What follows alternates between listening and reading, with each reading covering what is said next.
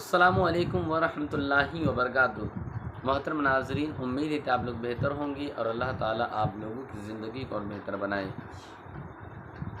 لوگ کہتے ہیں کہ ہر مرد کی کامیابی کے پیچھے عورت کا ہاتھ ہوتا ہے، اور یہ حقیقت بھی ہے، لیکن کچھ مرد ایسے بھی ہیں جن کی بربادی کے پیچھے عورت کا ہاتھ ہوتا ہے۔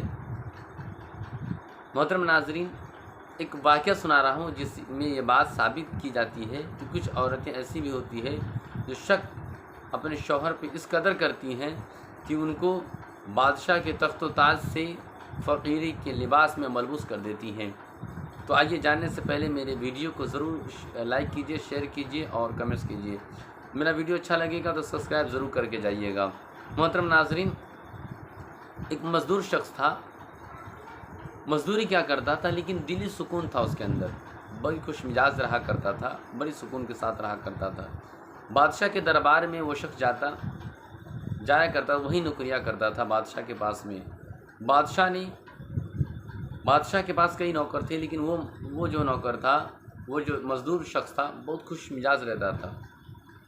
جو کام 3 4 5 مزدور کیا کرتے تھے، وہ اکیلا تنہا کر دیا کرتا تھا۔ اتنی انرجی تھی اس کے اندر، اتنا خوش مزاج، چہل پہل، چہرے پہ رونق رہا کرتا تھا اس کے مزدور کے پاس، اس شخص کے پاس میں۔ بادشاہ نے پوچھا آخرکار اس کا راز کیا ہے۔ وہ ایک دفعہ وہ کام کر رہا تھا تو زمین سے اینٹ کو اٹھا کر، ایک اینٹ کا تقریباً 5 kg کا وزن کے آس پاس ہوتا ہے، 2.5 یا 5 kg کا تقریباً ہوتا ہوگا۔ اس اینٹ کو 3 منزلہ عمارت پہ وہ مزدور پھینک دیا کرتا تھا۔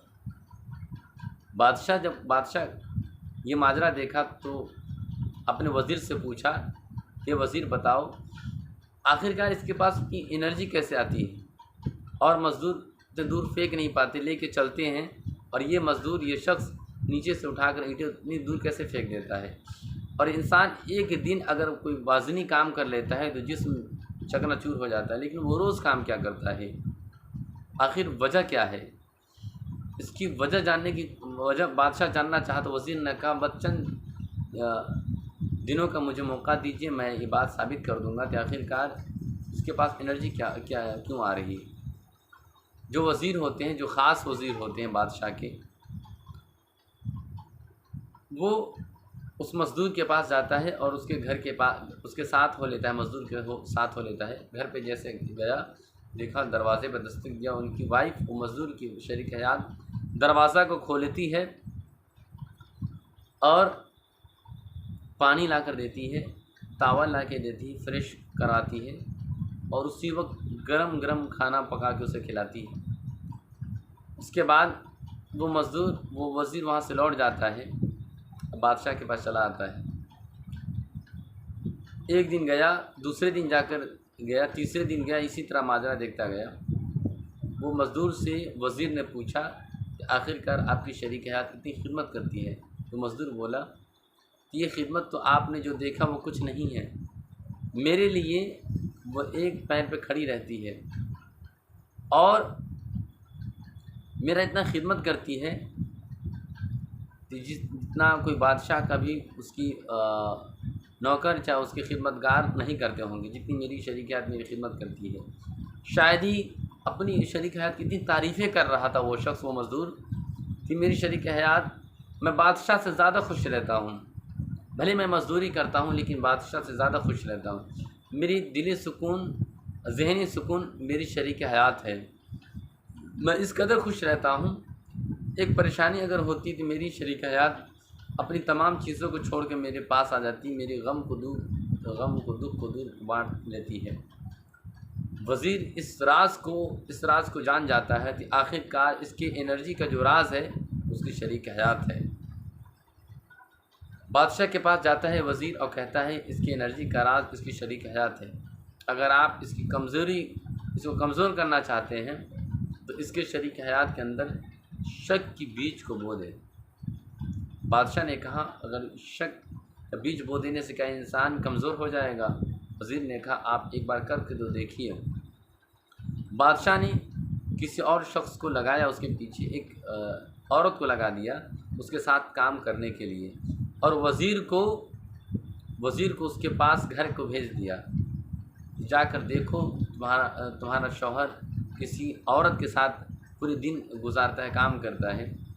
وہ آئی، ایک دن دیکھی، چلی گئی، پھر بھی اس کا وہی رویہ وہی خدمت کرنے کا موقع رہا۔ لیکن بادشاہ جو ہوتا ہے، یقین مانی بادشاہ ہوتا ہے، بہت ہی ذہن کا چالاک ہوتا ہے بادشاہ۔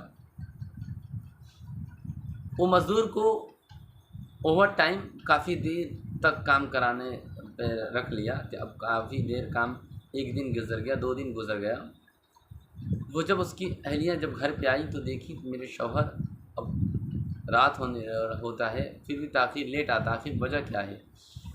جب یہ جاننا چاہا، اس کی شریکہ جب جاننا چاہی تو وزیر کے ساتھ جو بادشاہ نے جسی شخص کو لگایا تو اسے گھر پہ جاؤ اور یہ اس کے کان میں بات ڈال دو کہ تمہارا شوہر جو ہے وہ کسی اور بھی عورت کے پاس قریب رہتا ہے، اس کے ساتھ وقت دیتا ہے۔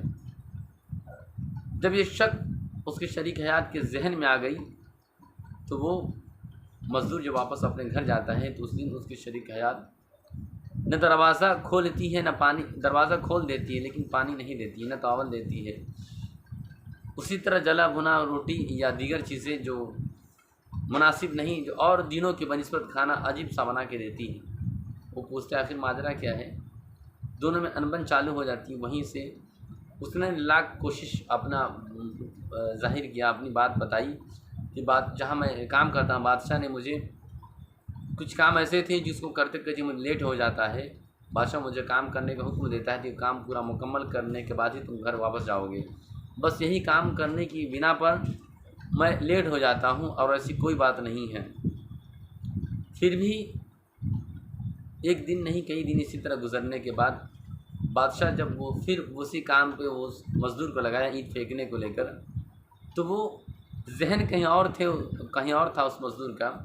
اینٹ 3 منزلیں مکان کے بجائے 1 منزلہ مکان پہ بھی نہیں پھینک پایا۔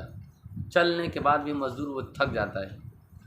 بادشاہ نے اس مزدور کو بلایا اور سارا ماجرا، اور اس کے شریک حیات اس کے وائف کو بھی بلایا اور ساری جو باتیں تھیں وہ حقیقت واضح کر دی کہ آخر کا ماجرا کیا تھا، اس کی حقیقت کیا تھی۔ شک اس کے ذہن میں، اس کے وائف کے ذہن میں بات ڈالی گئی، بس اسی بنا پہ وہ کمزور ہو گیا۔ اس واقعے سے یہ بات ثابت ہوتا ہے، یقین مانیے شک کی بیماری ایک ایسی بیج، ایک ایسا کیڑا ہے جو اگر کسی کے ذہن میں آ جاتا ہے تو یقین مانیے اس کی زندگی کو خراب کر دے گا۔ اس لیے میں آپ سے گزارش ہے، اگر آپ زوجین ہیں، شوہر ہیں، تو آپ بیوی پہ شک بلا وجہ شک نہ کریں۔ اگر آپ شریک حیات ہیں کسی کی تو آپ اپنے شوہر پہ الزام نہیں لگائیں، نہ شک کریں۔